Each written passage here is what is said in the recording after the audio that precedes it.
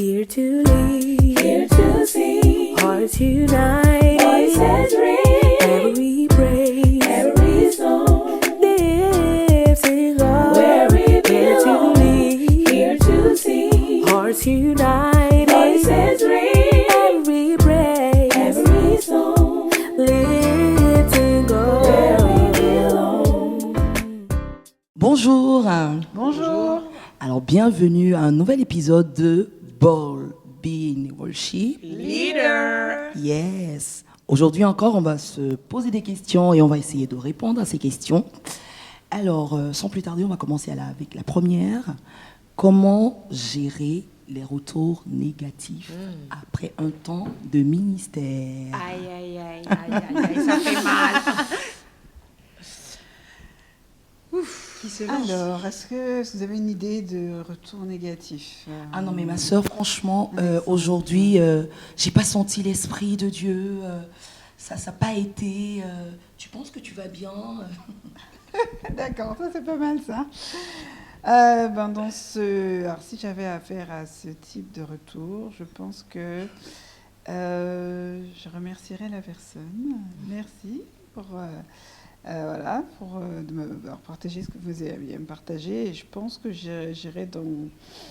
je sais pas, parfois c'est sur le moment, tu dis, bon, la personne qui me parle, qu'est-ce qui l'anime en fait déjà quand elle me parle? Qu'est-ce qui l'anime? Si je sens que la personne, elle est animée par... Bon, ça peut être de l'immaturité parfois. Bon, l'immaturité, tu fais pas attention. Parfois, ça peut être quelqu'un qui n'est pas forcément bien inspiré. Je pense que ça aide à faire la part des choses. Parfois, de voir un peu d'où ça vient. Et toi, Nora? J'essaie de repenser à un... On est tous paralysés là, la question. J'essaie de penser à un retour négatif. Après, je pense que on ne doit pas tout prendre pour soi. Si quelqu'un a quelque chose à dire, que la personne parle.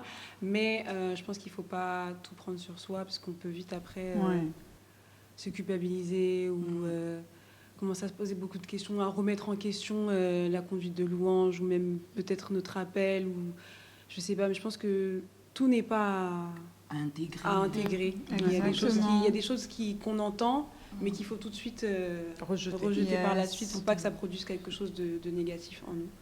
Moi, j'ai envie de compléter en disant d'autant plus que c'est très, très personnel, subjectif. Oui, bien sûr. Enfin, la personne qui dit que tu as mal conduit ou que c'était pas inspiré, comme tu disais, ça se trouve que c'est elle-même en fait qui n'était pas là au bon moment, peut-être qui s'attendait à un chant en particulier et qui n'a pas vu venir ce chant, qui n'a pas beaucoup d'affinité aussi. Il y a aussi cette histoire d'affinité avec le conducteur de louange. Il y a des personnes qui aiment quand c'est tel lead, ça se passe bien, et puis quand il y a d'autres, ça se passe moins bien.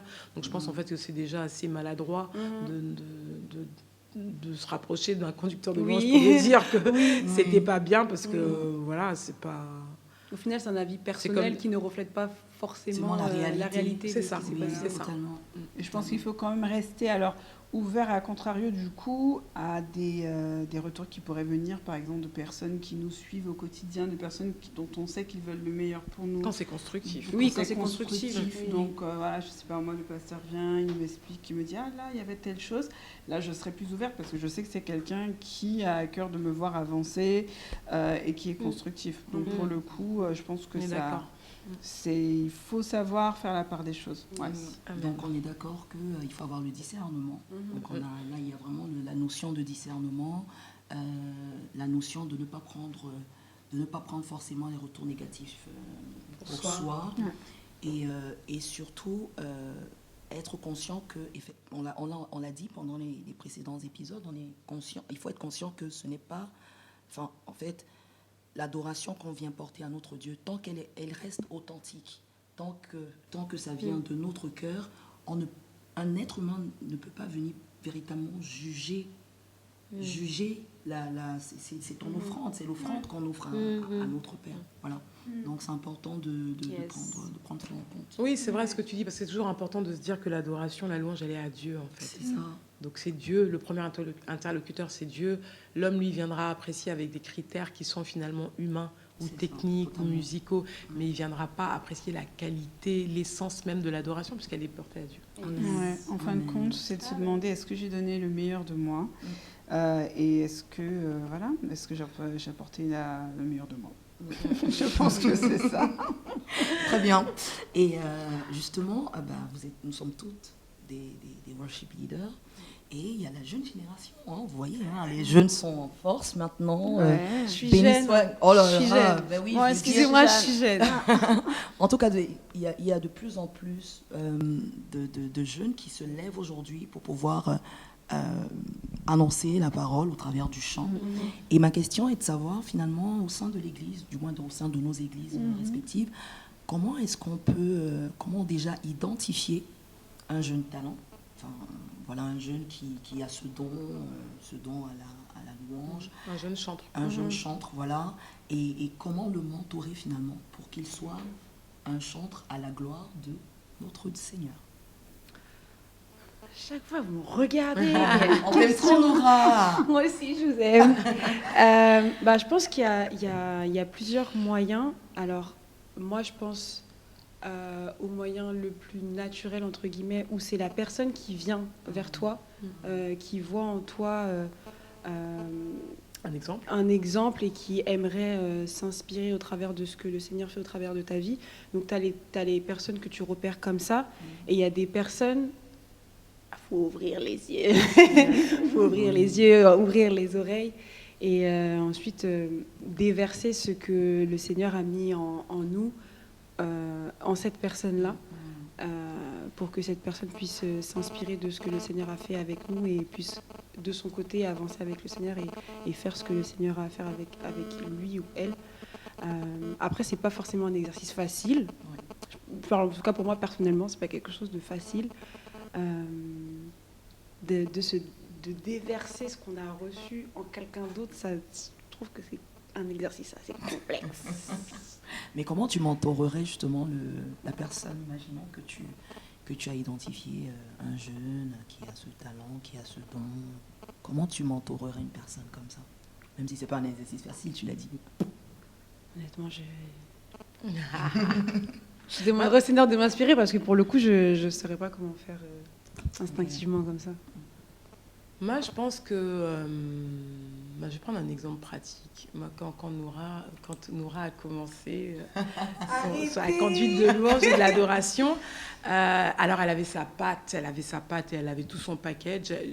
Il n'y avait rien à faire. Mais je pense qu'à un moment donné, elle avait besoin d'encadrement. Elle avait besoin d'être étirée dans son ministère. Et je ne sais pas comment ça s'est fait, mais du coup, moi, je l'ai mentorée. Je lui ai donné quelques tips. On a travaillé. Maintenant, elle est grande, elle vole de ses propres ailes. Mais c'est vrai qu'on a travaillé ensemble. Et moi, je lui ai dit un petit peu une partie de ce que je faisais. J'ai partagé un petit peu mon expérience avec elle. Elle n'est pas obligée de tout prendre. C'est aussi ça, quand on mentor les gens ne sont pas obligés de copier tout. Mais ils prennent ce qu'ils n'ont pas pour se compléter eux et avancer. Et aujourd'hui, voilà, moi, dans sa conduite de louange, je me vois un tout petit peu. Mais c'est très différent, ça reste très différent de moi, mais je reconnais des choses. Voilà, donc si on peut dire ça. Après, il n'y a pas vraiment de méthode, je pense. C'est la relation qui se crée. Ça, c'est au feeling. Et voilà, c'est au feeling. Et après, il y a beaucoup de partage. Il y a beaucoup de partage et je pense que ça vient du partage, en fait. Donc, lorsqu'on regarde, par rapport à cette question, on se rend compte que finalement, être worship leader aussi, c'est regarder les autres, c'est-à-dire le fait d'identifier quelqu'un d'autre et avoir, ce côté transmission. Ce côté transmission va aider en fait le corps de Christ finalement à grandir dans ce ministère-là. Donc on retient simplement qu'on a besoin d'être conduit par le Saint-Esprit déjà pour pouvoir non seulement identifier et avoir la bonne méthode. La bonne méthode pour pouvoir mentorer la personne. Alors, nous allons finaliser avec la dernière question qui serait... c'est déjà presque fini. Oui. Déjà. Oh là là. Alors, comment est-ce qu'on peut parler justement d'évolution en tant que conducteur de louange? C'est-à-dire, est-ce qu'un conducteur de louange progresse finalement? Je vais rebondir avec la précédente question. Oui. Avec l'exemple qu'elle a donné, comme elle a dit, quand j'ai commencé, il y avait des choses à améliorer. Donc oui, moi quand j'ai commencé, je manquais peut-être un peu d'assurance. Au fur et à mesure, tu gagnes en assurance. Il y a forcément une croissance qu'il y a, de la même façon qu'on croit dans notre relation avec le Seigneur. Je pense que de cette même façon, on évolue en tant que conducteur de louange. Il y a le mentorat qui arrive par la suite. Donc on évolue. Il y a toujours des perspectives d'évolution en tant que worship leader. Oui, je crois aussi. Il y a toujours une marge de progression. Je pense qu'à partir du moment où on franchit certaines limites, certains obstacles qui étaient les nôtres dans le passé, on peut dire qu'on a progressé. À partir du moment où on arrive à être plus soi dans la louange et que en étant plus soi, on permet à Dieu de plus couler à travers nous, je pense qu'on peut dire qu'on a progressé. Donc en fait, un conducteur de louange est amené à aller de progrès en progrès, en gloire. Voilà, je pense qu'on a terminé notre épisode. Oh là là, c'est fini. Ça passe tellement vite. Ça va tellement vite. En tout cas, on espère que vous avez apprécié ces moments avec nous et que vous avez eu des réponses à des questions que peut-être en tant que conducteur de louange vous posez ou en tant que personne qui aspire à être conducteur de louange, qu'il y a des mystères qui ont été un peu élucidés au travers de ces échanges.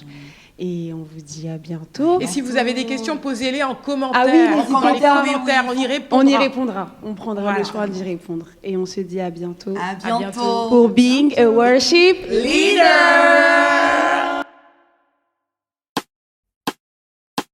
Here to lead, Here to sing. hearts unite, Voices ring. every praise, Every song. lives in God. Where we Here to belong. lead, Here to sing. hearts unite.